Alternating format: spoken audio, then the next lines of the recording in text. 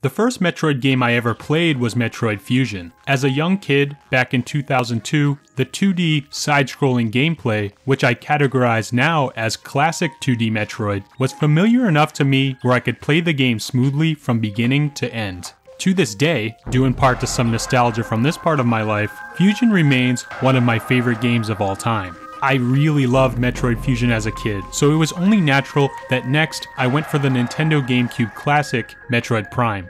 I think I was a little too young to fully appreciate Metroid Prime at its release back in 2002. These two Metroid games released within a day of each other, and I went with Fusion, the 2D Game Boy Advance title first, and absolutely loved it. From beginning to end, I was hooked on Fusion, and as soon as I completed it, I wanted more of my Metroid fix. I was lucky enough to obtain Metroid Prime soon after I completed Fusion, and despite somewhat knowing what I was getting into, due to the one-off Nintendo Power or Game Informer I would get my hands on, I didn't gel with Prime's 3D first-person perspective. In familiar Metroid fashion, Prime drops Samus, the player, into an unfamiliar alien environment, except in this case, we see the world from Samus's eyes. In other words, Metroid Prime trades the familiar 2D side-scrolling perspective for a first-person viewpoint. All you can see is your arm cannon and the world around you, all 365 degrees of it. As a kid who had not yet played a game that used a first-person camera perspective, I think you can understand how jarring this was for me.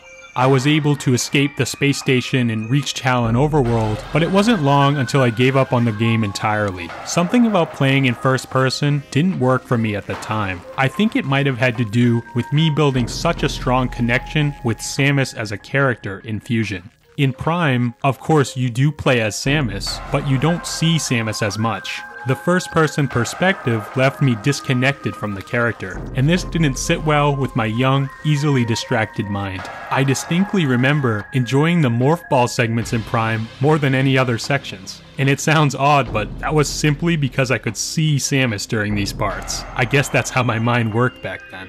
I longed for another 2D game, and was thrilled when Zero Mission hit the scene a few years later. But in the meantime, Prime fell to the wayside. Years went by, and I didn't pay any mind to the game's two sequels, and even the Wii's Prime Trilogy collection 7 years later. Recently, however, I did pick up the Prime Trilogy. It's not like my experience with Prime was that bad the first time around. I enjoyed exploring that little bit of the game's world, I just never stuck it through. Plus, today, the games are so critically acclaimed that I surely must have just been too young to appreciate them. I also love when games are upgraded with Wii pointer controls, which is another reason why this collection was so appealing. Prime 3 was released on Wii, so it already had pointer controls, but in this collection, motion aiming was added to the first two titles. Right away, memories of my initial romp through the space station came flooding back. The slick tutorial at the start, the nearly dead space pirates hunched over on the floor with just enough energy to shoot at you, and the remarkably easy Parasite Queen fight. Prime's iconic opening was still intact, and I felt a sense of nostalgia.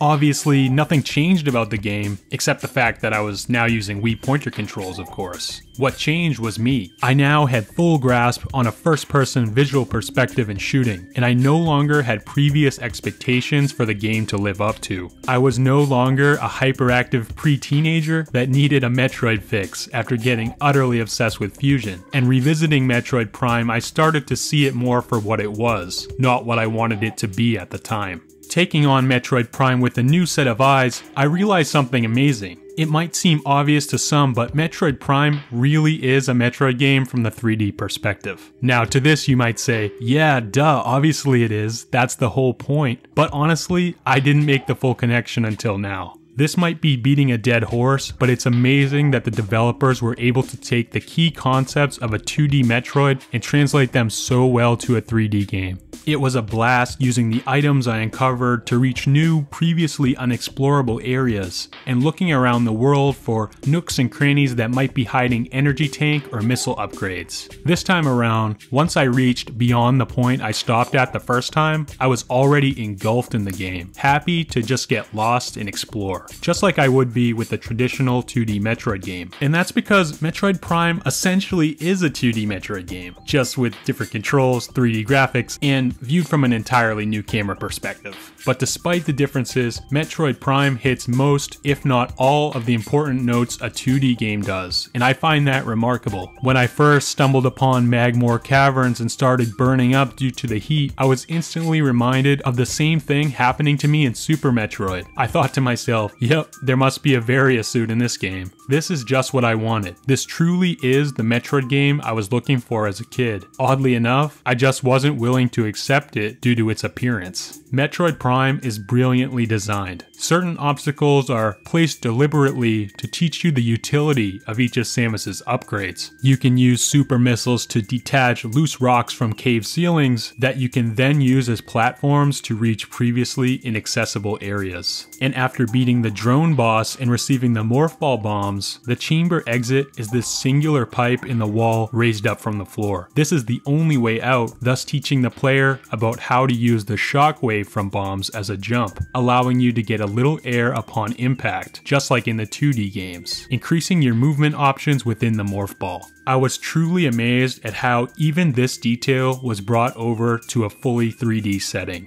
Metroid Prime also introduces an incredibly clever way to learn about the game's setting, its lore, and the creatures that inhabit the planet, the Scan Visor. With the Scan Visor, you're able to scan objects in the world around you to get little blurbs or research logs that teach you more about that particular thing. For example, you can scan a space pirate research station to get more backstory on their experiments, or scan an enemy to add it to the creature log, which will give you info on the enemy's species, behavior, weak points, and more. Reading about the lore of the creatures and the world is incredibly fascinating, and a super enjoyable part of Metroid Prime. But there is a drawback to this system. Scanning does sort of break the flow of the adventure. If you're looking to be fully immersed, but are also looking to scan everything, it can become a bit tiresome. It's a little awkward to begin a tense boss fight and then remember a few seconds in that, oh yeah, I need to scan this thing. Despite this, scanning provides super interesting insights that would otherwise be unattainable in a game like this. It can help in a pinch when you find yourself stuck, and getting 100% of the scans provides a great challenge for completionists. Speaking of this, exploration is highly encouraged in Metroid Prime. The game world is littered with collectibles, from missile, energy, and power bomb tanks to even some optional weapon upgrades. Even the quest to obtain all of the hidden Chozo artifacts is needed to reach the endgame. Although I kinda messed up on this and thought it would be fine to not worry about artifacts until the very end of the game, which wasn't the best idea. Essentially, my last few hours of the game became a bunch of backtracking through different maps just to reach certain rooms to solve a relatively simple puzzle there that I probably just ignored the first time. Metroid Prime really is a 2D Metroid game in a 3D game's body, and the eye that I cultivated by playing the other games in the series helped me to realize this finally on my revisit. During my second attempt at trying Metroid Prime, that familiar sense of isolation and exploration started to come back, and I started to feel just like how a 2D Metroid game makes me feel. And after finally completing the original game after nearly 20 years, I'm thrilled to dive into the rest of the trilogy. What do you guys think? I'm curious to know if something similar has happened to you. Were you cold on Metroid Prime at first and warmed up to it, or did you just love it from the start? Are there any other games that you gave up on, came back to, and eventually loved? Let me know in the comments down below, and stick around for more quality Metroid and Nintendo content.